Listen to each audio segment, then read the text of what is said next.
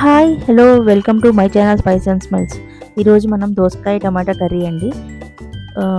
ఒకసారి చేసే విధానాన్ని చూసేద్దాము. నేను దీనికోసం ఒక మీడియం సైజ్ ఆనియన్ తీసుకుంటున్నాను.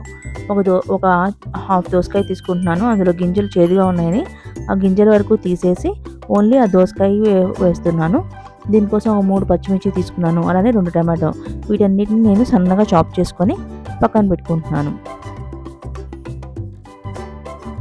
దోసకాయ కొద్దిగా మీడియం సైజ్ ముక్కలు అయితే బాగుంటుందండి. మన కర్రీలో మగ్గిన తర్వాత మంచి టేస్ట్ వస్తాయి. మరీ చిన్న ముక్కలు కాదు, మరీ పెద్ద ముక్కలు కాకుండా ఈ విధంగా ఉంటే మనకి కూర మగ్గిన తర్వాత కూడా మంచి టేస్ట్ వస్తాయి.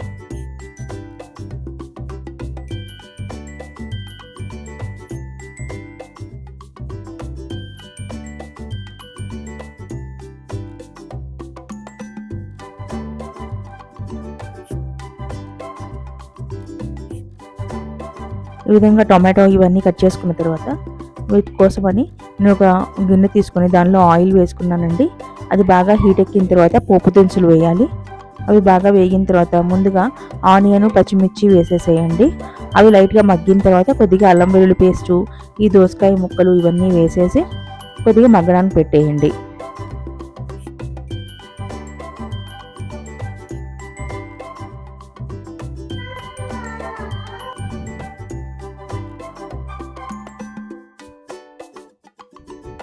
ఇలాగ పోపు దినుసులు వేగిన తర్వాత కరివేపాకు వేయండి.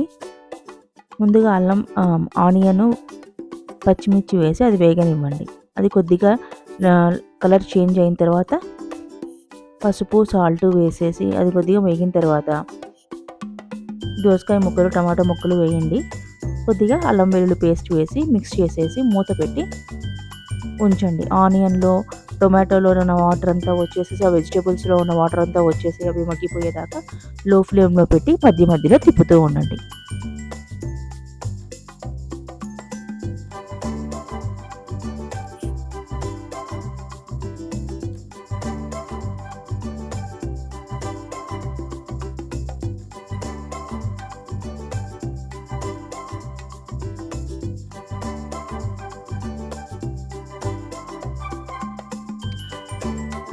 ఇందులో మనము ఓన్లీ అల్లం వెల్లుల్లి పేస్ట్, అలానే ధనియాల పొడి, జీరా పొడి వేస్తామండి.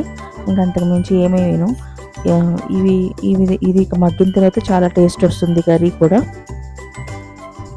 ఇంకా గరం మసాలా ఇవేమీ యాడ్ చేయకుండా ఉంటే అయినా కూడా మంచి టేస్ట్ వస్తుంది కర్రీ. ఇలాగ వాటర్ అంతా అబ్జర్వ్ అయిపోయిన తర్వాత ముక్క ఇంకొంచెం ఉడకాలనుకుంటే ఒక హాఫ్ గ్లాస్ వాటర్ పోయండి. వాటర్ పోసి మిక్స్ చేసేసి ఇంకా కొద్దిగా స్టవ్ని మీడియం ఫ్లేమ్లో పెట్టేసేసి ఆ వాటర్ అంతటిని మగ్గనివ్వండి. అడుగంటకుండా మధ్యలో తిప్పుతూ ఉండండి.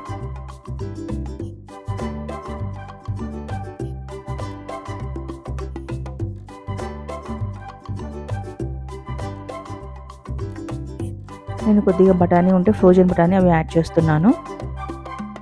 ఇవన్నీ వాటర్ అంతా మగ్గిన తర్వాత ఒక 1 స్పూన్ ధనియా పౌడరు, ఒక హాఫ్ స్పూన్ జీరా పౌడర్ వేసి మిక్స్ చేయండి.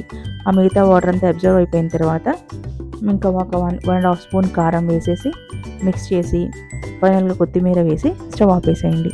ఈ విధంగా మనకి టమాటో దోసకాయ కర్రీ రెడీ అవుతుందండి. అన్నంలోకైనా చపాతీల్లోకి చాలా బాగుంటుంది. ఈసారి ఈ విధంగా ట్రై చేసి ఎలా ఉందో తప్పకుండా నాతో షేర్ చేయండి. ఈ వీడియో నచ్చితే తప్పకుండా లైక్ చేయండి, షేర్ చేయండి. ఇలాంటి మంచి రెసిపీస్ కోసం మన ఛానల్ తప్పకుండా సబ్స్క్రైబ్ చేసుకోండి. ఉంటాను, బాయ్.